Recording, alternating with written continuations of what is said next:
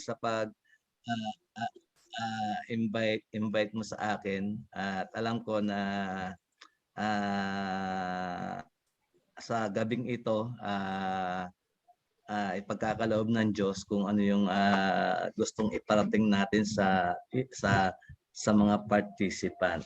So bago ko simulan yung share yung aking screen, uh, punta muna ako sa punta muna ako sa istorya ng aking buhay. Okay ba mga participant? Kaway-kaway nga mga participant. Yan. Yan. Share ko lang yung screen ko ha. So, yan. Kasi ang binigay sa aking talk is yung repentance. Pero punta muna ako dito sa story ko. Yan. So kita niyo blanco no? Hindi ko nilagyan ng nilagyan ko muna ng my story. So sa mga participant, ako nga pala yung kumpletong pangalan ko Virgilio C. Villegas. So ipinanganak ako way back February 12, 1961. So ibig sabihin senior citizen na ako. Pero sa katunayan, lumaki ako sa Manila, sa Pandacan, Manila. Simula sinilang ako hanggang 1985. 86 ako dito dumating sa San Mateo sa Anpid. Yan, dito kami dito na lumaki yung aking mga anak. And then Tito Ber, excuse me. Yes. Opo, pakipindot po ng ng F5 para mas lumaki yung screen. Ilagay mo na yung screen. Naka-unmute yata. Pakipindot yan. Okay na po. Okay. Yan. Thank you po. So, naririnig niya ako? Yes po. Okay. Yes, so yun. Actually, talaga ako. Taga Manila hanggang 1985. Tapos nalipat kami rito sa Ampid 1986. So hanggang ngayon, dito ako sa Ampid at dito na rin ako naging miyembro ng Couples for Christ. Siguro yung father mother ko patay na pero nalibing din yung father mother ko dito sa Paraiso. So ngayon ako po ay isang cluster head ng dito sinasakupan ko Ampid, Modesta at Silangan. Yan. So ito po yung yan. Ito po ako. Ayan po ako. Kung makita nyo, pasensya na kayo. Kamukha lang yan ni James Reid. Yung asawa ko, yan. Yan. Ang pangalan ng asawa ko is Divina Villegas. Kung tawagin ko, Divine. Yan. So, yan po kami. Kung makikita nyo. Then yung next slide. Yan. Ito po nung ako'y high school. Kung makikita nyo dito yung black and white, hindi nyo malaman kung ano ako dyan. No? Kasi nung high school ako, mahilig kami tumambay sa Luneta. Kasi nag-aral ako sa Araulio High School. So kung titignan nyo, ituturo ko kung hindi nyo malalaman kung sino ako dyan. So andito ako. Hindi yan. Ito, yan ako, yan. Medyo naka-3-port pa. Tapos naman dito sa right side, yan yung 4th year high school ako. Yan. And ito ako, yan. Yan yung may hawak ng trigonometry kasi paborito kong subject math. Kaya ang hawak ko niyan, naka-selfie ko niyan. Yan, ang hawak ko trigonometry table, yan. Yan. Next slide. Yan. So yan. March 19, 1983 nang ako'y kanasal dito sa Immaculate Conception diyan sa Mecubao. Kung makita nyo, medyo luma, medyo nagka-problema yung namin yung cameraman, kaya ganyan na yung kuha. Yan, batang-bata pa ako niyan, siguro 1983. Nasa 22 years old ako, yung asawa ko is 18 years old. So, ibig sabihin, pagka 18 niya, tinanang ko yung dati kong girlfriend na si Tibay. Niya, kung makita niyo naman, ito yung aming ito yung ano namin, yung reception namin sa Max yan. Yan yung mga ano namin. Sige, next slide. Yan. Ito ko noon, ito yung buhay ko noon. Puro trabaho. Yan. Ito, nung makita nyo yung naka-shade ako, yan yung way back 1987-89, nasa Saudi, ano ko niyan. Nasa Saudi ko niyan sa Damam. Yan, puro trabaho ko noon. So, yan ba yung ako? Ayan yung mga ano ko eh. Mga kasalanan na nagagawa ko, puro trabaho, nalimutan ko yung magsimba, nalimutan kong kilalanin ng Diyos sa sobrang trabaho. Yan ako noon, yan yung buhay ko noon. Yan, next. Yan, ito na yung ano ko, yan yung Villegas family. Meron akong 5 anak, kung makita nyo, yung isa dyan, turo mo, yan. Ito yung panganay ko, Godfrey. Yan. Nasa ano siya ngayon, nasa Abu Dhabi. Yung sumunod ko, yan yung Gracia. Yan yung aking registered nurse. Yung sumunod, ito yung mabait kong anak. Yan yung sakristan, architect, yan yung arkitekto, master electrician, master plumber. So yung aking pang-apat, si Glyce, nasa Abu Dhabi rin niya kasama ng panganay ko. At yung aking bunso, si Goldalyn, ito is fashion design, may trabaho na rito. Ito yung isang angkop scholar ng Corpus for Christ. Yan. So kung titignan nyo, yan yung pamilya ko. Dito sa dito, ayan na po. Kung makita nyo, ayan na po yung aking apo. Ito yung pangatlo kong apo, si Chloe. Yung panganay kong apo, yan si Ken. Ito yung aking pangalawang apo, si Jazz. Siyempre, yung bunso ko, yan, si Jasmine. So, yan na yung aking libangan ngayon. Ako yung taga-alaga niyan. Parang apostolado na ako ngayon. Yan, next. Yan. Alam niyo ba kung ano tong October 1999? Sagutin niyo, ano? So, October 1999 sa mga participant, etong July, memorable sa akin to kasi July din ako nag-start ng Christian Life Program. So October 1999. Kaya nga nakakatuwa no. Pinagtok ako ngayon ni Ariel dahil ito yung start din ng CLP ko, Sabado naman yon, July. Natapos ako October 1999. Kaya memorable sa akin tong buwan na to, July, August, September, October.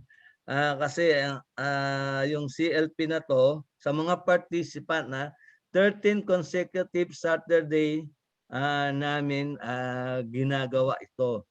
Pero kayo dahil sa online, tatapusin nyo lang to ng bali 8 talks. 8 talks lang. Kaya napakaswerte nyo. Kami talagang napakatagal. Talagang tinapos namin to. Bumabagyo, umaating kami ng Christian Life Program. Kaya congrats sa mga participant na ngayon. Sabi ko nga, nakaabot kayo dito sa repentance and faith, yung tatalakayin natin. Amen. So, ito yung namin.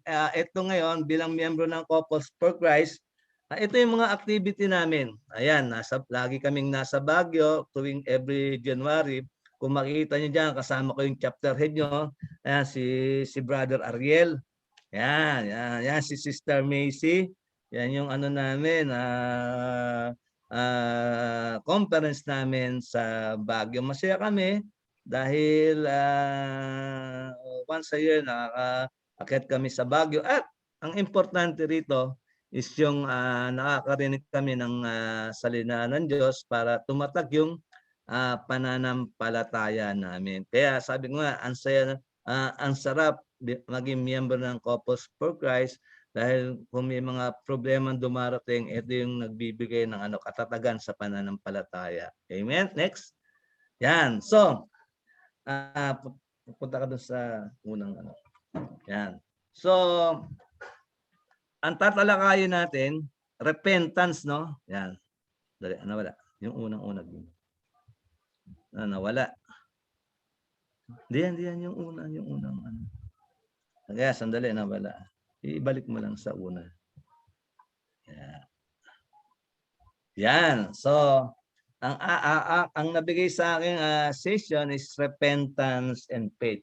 Sabi nga, ang session, ipinalawanag na ang pagiging isang Kristiyano ay sinimula ng Diyos. Sabi nga, hindi ng tao, ito ay galing sa kanyang kaisipan. At mayroon siyang mga pamamantayan kung papaano dapat isabuhay ang Kristyanidad.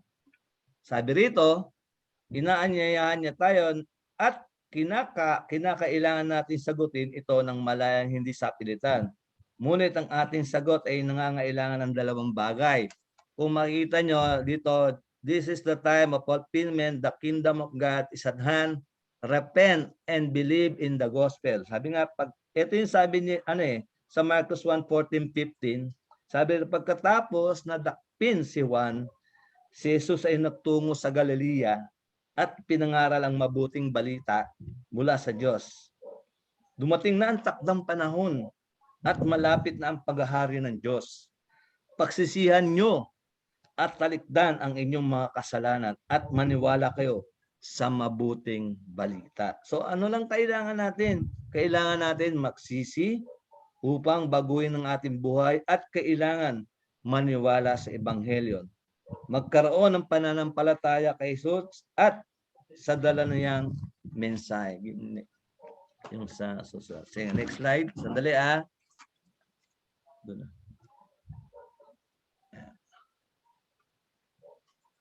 Yan. So, repentance. Sabi niya, ano ba itong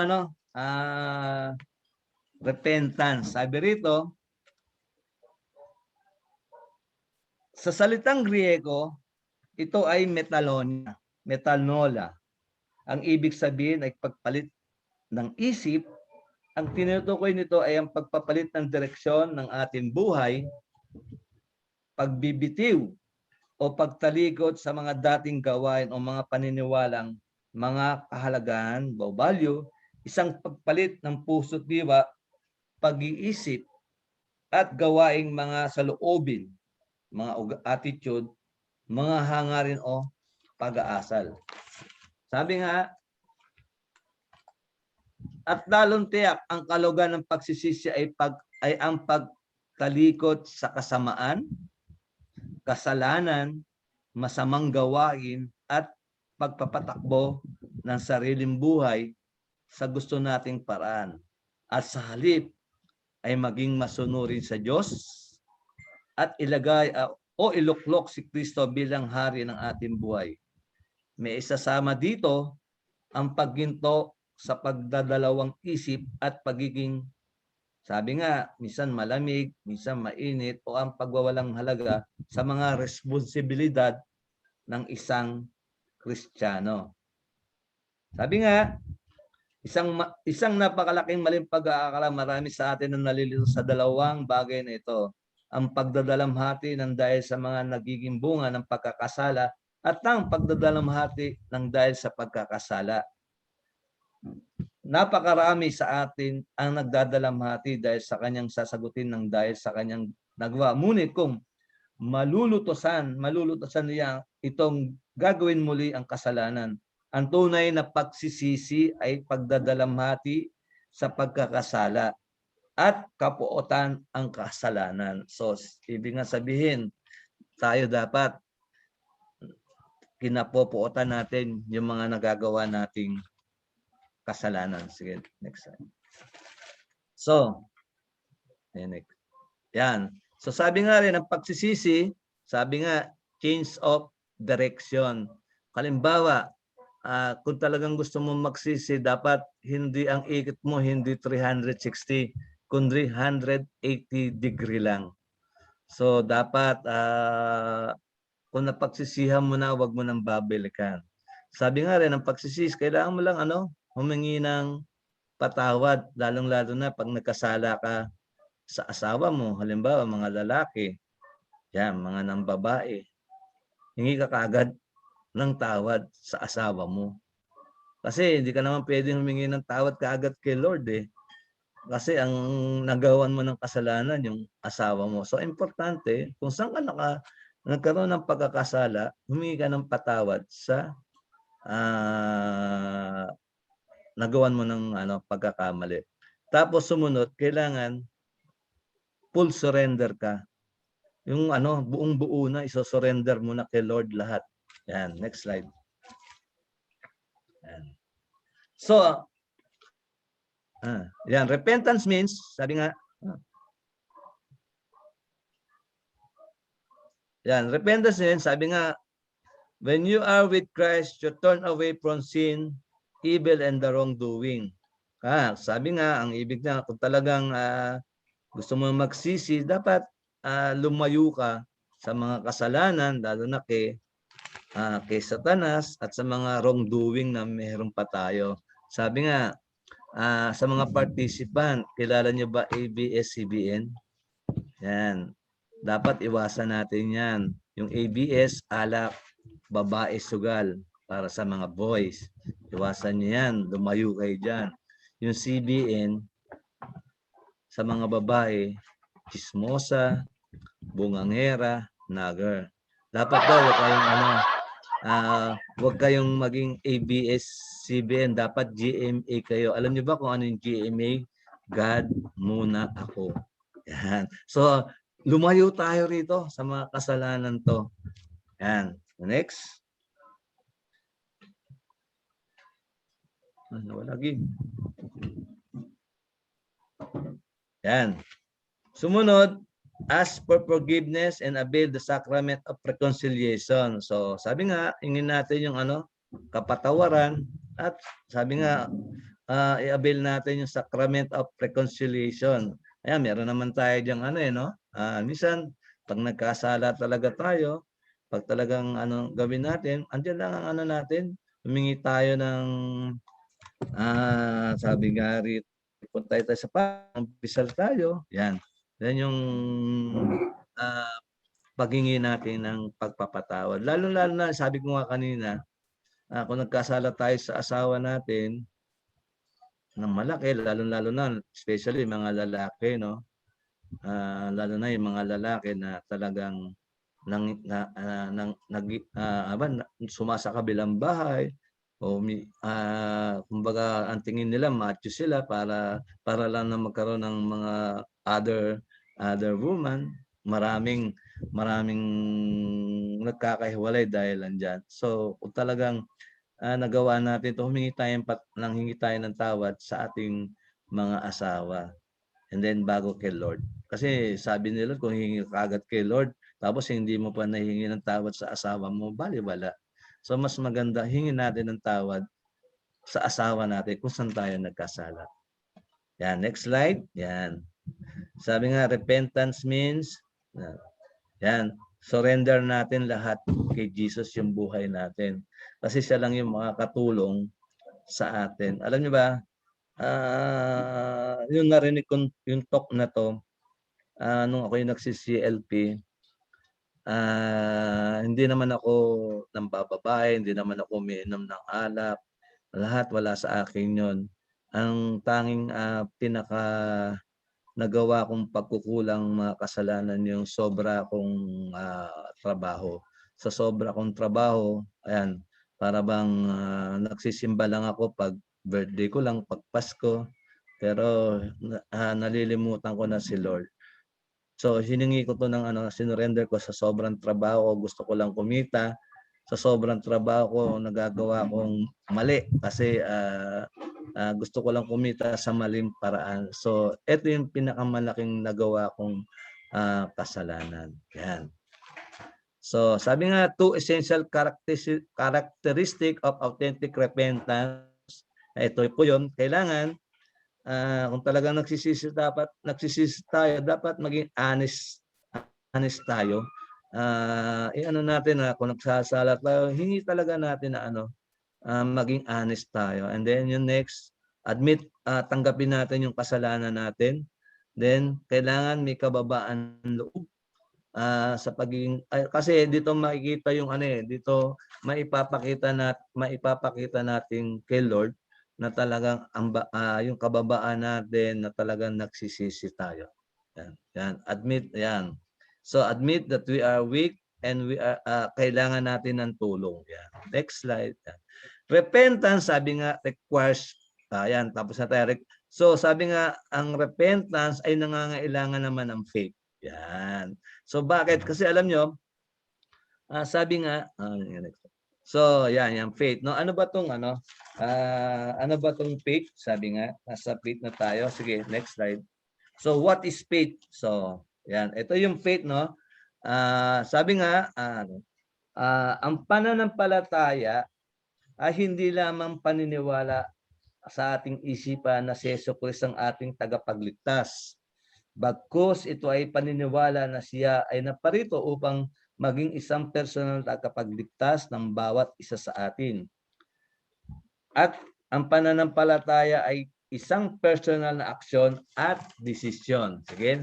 So, sabi nga, ano yung pananampalataya? Ito yung grace from God. Ito yung biyaya ng Diyos.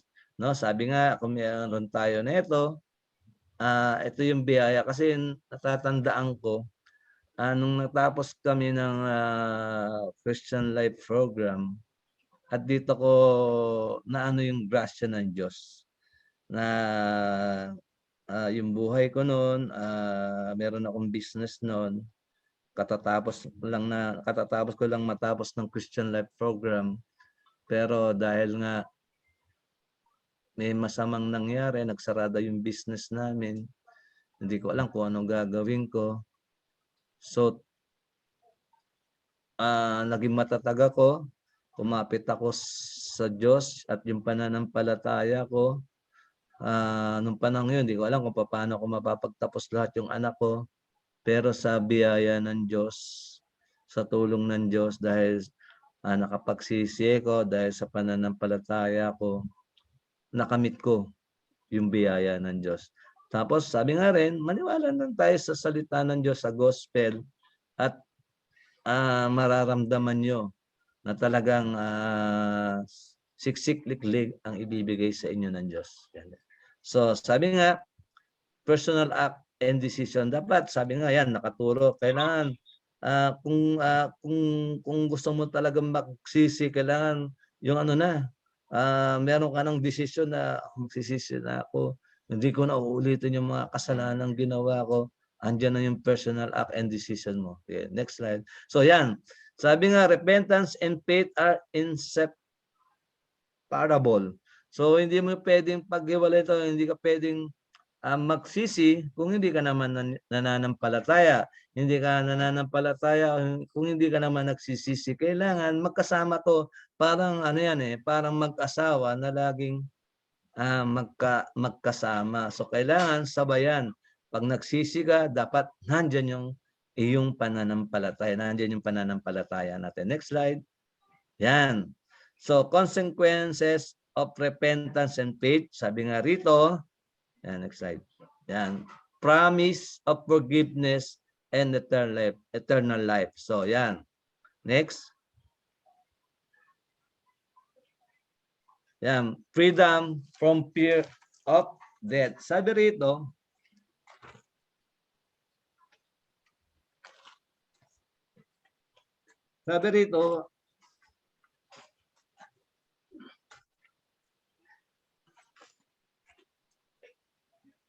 ano ang magiging bunga ng pagsisisi at pananampalataya? Ang sabi sa banal na kasulatan, maniwala at manampalataya kay Jesucristo at ikaw ay magkakamit ng kaligtasan. Ito ay isang pangako na kailangan ito ay isang pangako ng kaligtasan sa kasalanan kay Satanas at sa kamatayan. Ito ay isang pangako ng pagpapatawad at buhay na walang hanggan, kapiling ng Diyos. Sabi nga, ito nga yung freedom from fear of death. Sabi nga, talagang kakaroon tayong laya sa takot at kamatayan. Next. So, yan. Sabi nga, ito nga yung call 2,000 years ago. So, ano pa rin yung tinatawag sa atin? Yan. Ang tawag sa atin, tinatawag pa rin tayo, same call pa rin sa ngayon. Kung ano yung pagtawag ng 2,000 years ago, yung pa rin. At ito pa rin, sabi nga, accept the challenge. Accept natin yung challenge na magsisi tayo at manampalataya. Yan. Yan. experience the peace of joy and the power of the Lord in our lives. So, ano natin? Dapat maranasan natin yung kaligayahan, yung kapayapaan, at yung lakas ng Panginoon sa ating buhay. Importante po ito kasi pag naramdaman nyo na kumikilos sa buhay niyo ang Diyos, sabi niya, andyan yung peace, andyan yung kaligayahan, andyan yung lakas ng ating Panginoon sa ating buhay. Yan, next. Yan. So, meron akong meron akong ipapakita sa inyong slide. Siguro 10 minutes lang to. Kasi ito yung paborito kong ayan, hello. Yan. Meron akong ipapakita. Ang ano lang to 10 minutes. Ito yung ito yung paborito kong bishop. Kamag-anak ko to. Si Soc Villegas. So panoorin niyo lang na ipapakita ko. Yan. Pakinggan nyo lang sa mga participant. Ito na.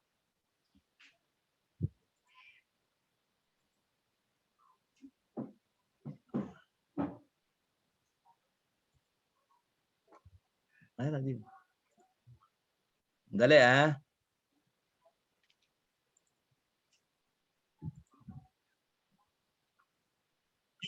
Yes.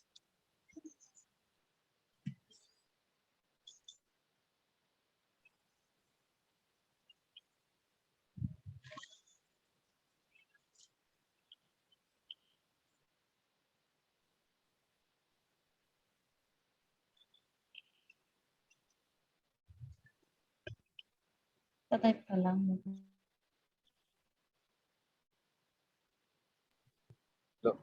Dito walang audio. Walang Sandali volume. wala audio. Walang audio. Wala. Sandali. Yung sa pag-share screen ka, Ba't wala audio? Paki-check po doon sa pag-share ng screen. Share din ng sound. May nakalagay po doon, share sound sa bandang iba.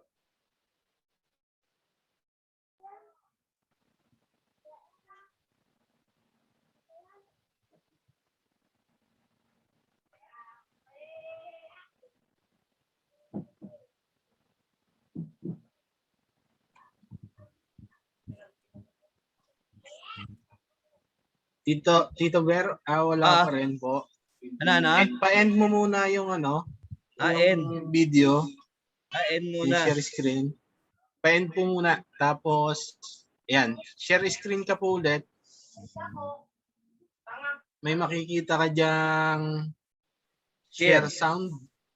Share sound.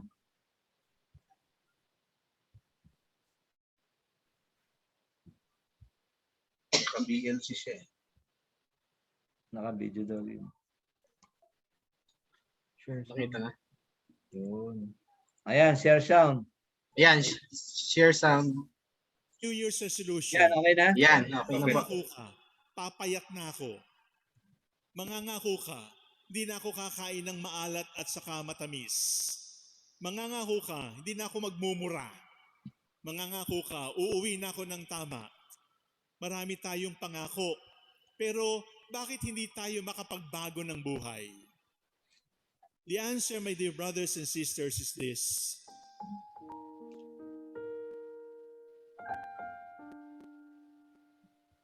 Bakit mahirap magbago? Bakit mahirap magbago ng buhay para bumuti yung ating buhay? Iyon ang gustong sagutin ng salita ng Diyos para sa araw na ito. Sa unang pagbasa, si Jonah ay nangaral ng pagbabalik loob at pagsisisi. In the gospel, the Lord opens His mouth for the first time in His public ministry and says, repent and believe in the gospel. Iba-iba ho ang conversion. Iba-iba ang pagbabago. Mayroong pagbabago mula sa masama at papuntang kabutihan. Iyan ang conversion ni Jonah. Mayroong pagbabago mula mabuti papuntang mas mabuti. Iyan ang tawag ng mga apostoles. Wala naman silang ginagawang masama. Pero tinawag sila para sumunod sa Panginoon sa mas mataas na kabutihan. Pero meron ding pagbabago na galing din sa kabutihan. Yung bang you are already in a better position and you aim to be even better than that, to be the best. It is also conversion. It can be conversion from bad to good. It can be conversion from good to better. It can be conversion from better to best. Kapag ganoon ang definition ng conversion, maliwanag po na hindi tayo pwedeng tumigil sa pagbabago. Hindi tayo pwedeng tumigil at sabihin natin, wala na akong kasalanan. Hindi tayo pwedeng tumigil at sabihin, wala naman akong ginagawang masama. Because the call for conversion is an ongoing process. It does not end with one event. It does not end with one confession. The voice of the Lord, repent and believe the gospel, is a constant voice. To the firstborn right now, up to Pope Francis, to the eldest human being living on earth, our challenge is ongoing conversion. Balik tayo sa tanong, pero bakit ang hirap magbago? Ang hirap magbago at magbalik loob at umiwas sa masama. New Year's resolution, gagawa ka. O kaya hindi lang New Year's resolution, mangangako ka, papayat na ako. Mangangako ka, hindi na ako kakain ng maalat at saka matamis. Mangangako ka, hindi na ako magmumura. Mangangako ka, uuwi na ako ng tama. Marami tayong pangako, pero bakit hindi tayo makapagbago ng buhay? The answer, my dear brothers and sisters, is this. Conversion is not an evolution. Evolution is slow. It is a process. Conversion is not slow. It is not an evolution. Conversion is revolution. Ibig sabihin, mahirap, masakit, pero dapat gawin. Kaya kung ayaw mo ng hirap, hindi ka talaga magbabago. Kung ayaw mo ng hirap, bakit mo iiwanan yung leche flan o chicharon? Masarap eh. But conversion is not evolution. It is not a slow process. In fact, it is a dramatic event because it calls for sometimes even blood and tears and sweat. Bakit tayo nahihirapang magbago? Naalala ko lang po ang tatay ko. At hanggang ngayon, kahit matagal na siyang patay, ay yung aral pa rin niya ang gumagabay sa akin. 3 aral galing kay tatay tungkol sa pagbabago. Una, sabi niya sa akin, nung paalis na ako ng bahay, papuntang seminaryo, it was dramatic. It was a 180-degree turn. Di pa ako nakatulog sa ibang bahay. Di pa ako nakatulog ng matagal wala sa aming bahay. Pero ngayon, iiwanan ko yung bahay. Ang unang sabi ni tatay, tiyakin mo. Be sure. Be sure where you want to go. Tiyakin mo kung saan ka papunta. At kapag natiyak mo kung saan ka papunta, ang lahat ng daan palihis, iwasan mo. Later on, we understood it. 100% intention. If the intention is clear, the mechanism will appear. Tiyakin mo. Tiyakin mo ang gusto mo. Tiyakin mo ang mabuting target mo. Tiyakin mo ang the best na gusto mo. At lahat ng lihis doon, lahat ng pagpapabagal sa iyo, iwanan mo. Be sure of where you want to go. And at against all odds, by all means, focus. Tiyakin mo. Tapos na yung conclusion. Pangalawang payo ng aking tatay ay tiisin mo. Pinili mo yan, tiisin mo. Hindi ka mabubuhay bilang marangal na tao kung hindi ka marunong magtiis. Hindi lahat ng bagay ay aayon sa gusto mo. Ginusto mo yan, tiisin mo. Kung gusto mong magbago at tiyak kung saan mo gustong pumunta, tiisin mo. Kailangan mong tiisin sapagkat ang buhay na madali ay hindi mo maipagmamalaki. Kailangang matuto tayong magbago mula sa buhay na madali sa buhay ng pagtitiis, sapagkat sa buhay ng pagtitiis mayroong pangarap na makakamit. Alam na natin yon. Kung may tiyaga, may nilaga. Pero ayaw natin ang nagtitiis. Ayaw natin ang nagtitiyaga. Kaya hindi rin tayo makapagbago. Tiyakin mo, tiisin mo. Ang pangatlo sa pagbabago, pakisamahan mo. Pakisamahan mo yung hindi naniniwala sa iyo. Pakisamahan mo yung umaaway sa iyo. Pakisamahan mo yung naninira sa iyo. Pakisamahan mo silang lahat sapagkat pwede silang maging kaibigan. Pwede kayong maging magkaibigan. Conversion becomes difficult because we don't like to be converted from being selfish to being other-centered. Gusto natin makisama sila sa akin. Pero ang tunay na pagbabago, ikaw ang makikisama sapagkat ikaw ay kasapi, kabalikat ng pamayanang ito, ng grupong ito. Now, my dear brothers and sisters, my father was not original. Because even before my father adopted those as principles of life, Jesus already taught us, kailangan mong magbago. Sapagkat kapag hindi ka nagbago, magiging bato ka. Hindi na nagbabago.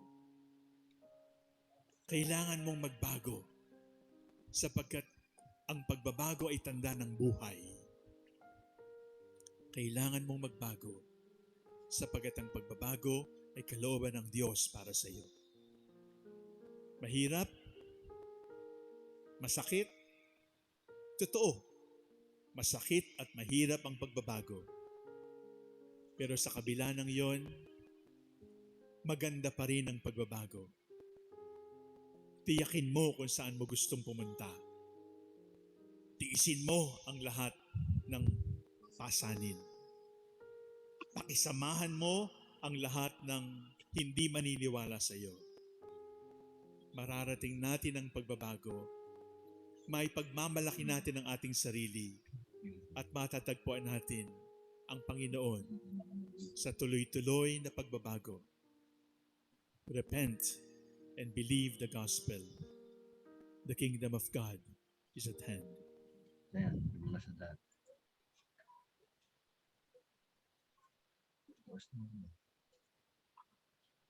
Okay. Okay. Sabi nga,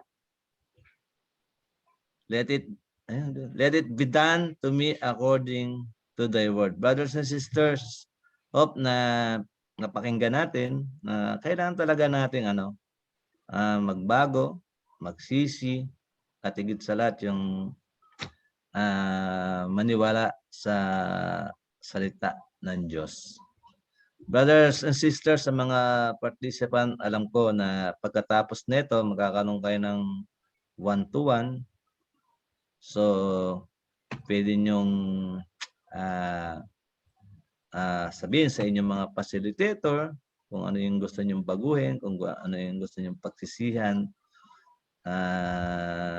Huwag kayong mahiya. Sabi nga, be honest and be humble. At alam nyo, kailangan natin to sa buhay.